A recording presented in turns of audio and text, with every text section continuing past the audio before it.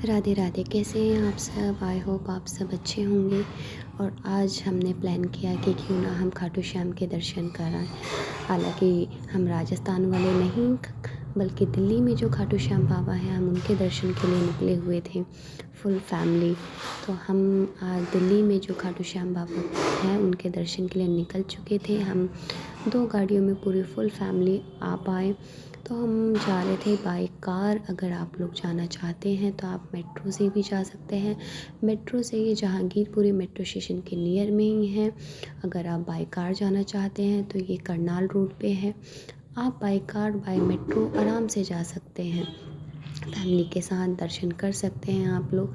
यहाँ पे छोटा सा बेबी जो मेरी गोद से उतरने का नाम ही नहीं ले रहा था, क्योंकि उसको बहुत अच्छा लग रहा था। मैं वीडियो और फ़ोटो जिसकी क्लिक कर रही थी उतनी ही खुश हो रही थी छोटा बेबी। और यहाँ हम कार से बाहर देख रहे थे, चारों तरफ से खेत ही खेत थे, जो कि और भी मनमोहक और बहुत ही अच्छा लग रहा था।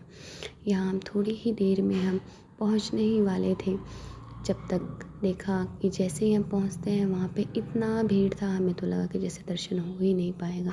अगर आप लोग भी आना चाहते हैं तो आप संडे को अवॉइड करें। बाकी किसी दिन भी आए लेकिन संडे अवॉइड करके आए।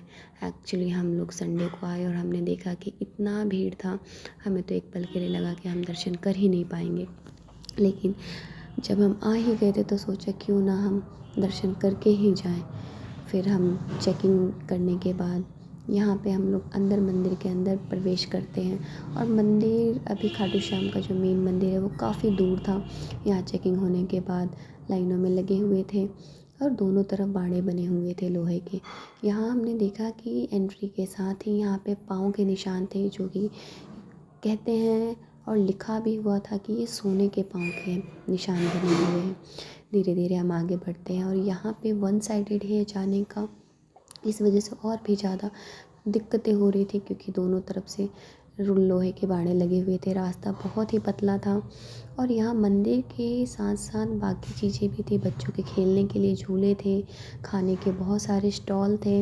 अगर आप आते हैं तो आप फुर्सत से आएँ ताकि आप बाकी सारी चीज़ों को भी देख सकते हैं। यहाँ उतार चढ़ाव भी था, कुछ दूरी पे ऊपर जीने बने हुए थे, फिर ऊपर चढ़ना फिर नीचे उतरना, इस तरीके से रास्ते बने हुए थे। यहाँ हम अंदर जैसे ही आते हैं तो देखते हैं कि यहाँ बहुत सारे नारियल लाल कपड़ों में बंधे हुए थे। झंडे भी थे यहाँ पे। कहते हैं कि यहाँ पे हवन के लिए बनाया गया है। और इसी के साथ जैसे ही हम आगे बढ़ते हैं तो यहाँ पे हम देखते हैं कि थोड़ी ही दूरी पे 9 दुर्गा की मूर्तियाँ बनी हुई थी। साथ ही में हाथी बने हुए थे बहुत ही। ये साथ में पता नहीं वीडियो में कौन लेडी जो मेरे साथ आ चुकी थी उनको भी एक्चुअली पता नहीं होगा।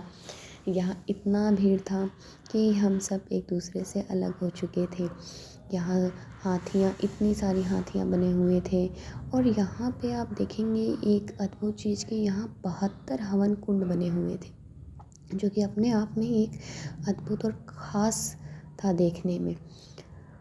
ओवरऑल हमें तो बहुत ही अच्छा लगा। यहाँ पे अभी तक हम दर्शन नहीं कर पाए थे खाटू श्याम बाबा का, क्योंकि अभी मेन मंदिर जो था वो काफ़ी दूरी पे था। अभी हम धीरे धीरे जा ही रहे थे। भीड़ होने की वजह से हम जल्दी आगे नहीं बढ़ पा रहे थे और साथ में हमारे पास बच्चे भी थे, इस वजह से हमें थोड़ी दिक्कतें हो रही थी।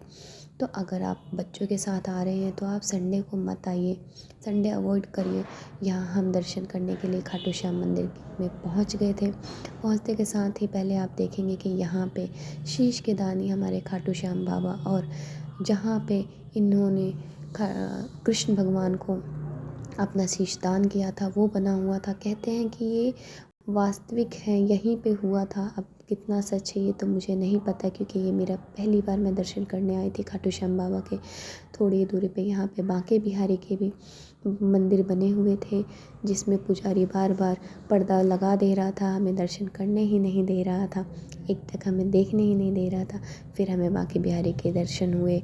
उसके बाद हम खाटू श्याम बाबा के दर्शन किए और खाटू श्याम बाबा को देखते ही रह गए।